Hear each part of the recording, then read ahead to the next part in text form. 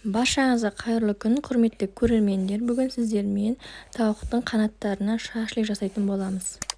Маған тіркелмеген жаңа көрермен болсаңыз, маған тіркеліп, қоңырау батырмасын басып қойыңыз. Тауық қанаттарының керек емес жерлерін барлығын алып тастаймыз.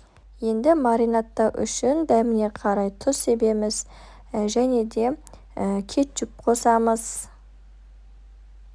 Одан кейін бір қасық болатындай майонез саламыз. Осындай Қытайдың өте ашты осындай приправасы болады, соны саламыз. Магазиндерде сатылады. Үлкен қасықпен бір қасық болатындай соевый соус қосамыз. Енді үстіне шашличный приправа саламыз. Барлығын жақсылап араластырып, жарты сағат, 1 сағатқа маринадымыз сіңгенше бетін жауып қойып қоясыздар. Маринад сіңгеннен кейін шашликтің теміріне осылай бәрін кигізіп аласыздар дайындап. Содан кейін шашлик пісірген кезде қара болып күйіп кетпеу үшін сұйық майды осылай сыртына жағып шығасыздар. Сол кезде шашлик күймей әдемі болып пісетін болады. Мен осылай барлығына жағып алдым сұйық майын.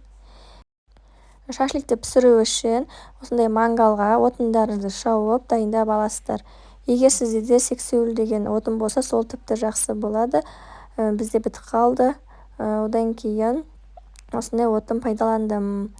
Осылай барлығын жағып аласыздар, шоқ болғанша күтесіздер.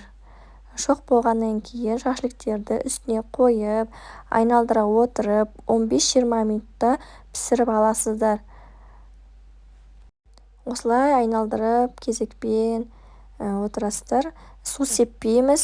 Біз жаңа сұйық майды жақтық сыртына, соның өзі жақсы көмектеседі, күймей пісетін болады. Мінеки шашликтеріміз әдемі болып, қызарып, сарғайып пісті. Егер де сіздерге видео ұнаған болса, маған тіркеліп, лайк басып, комментарий бөліміне пікіріңізді қалдырыңыз.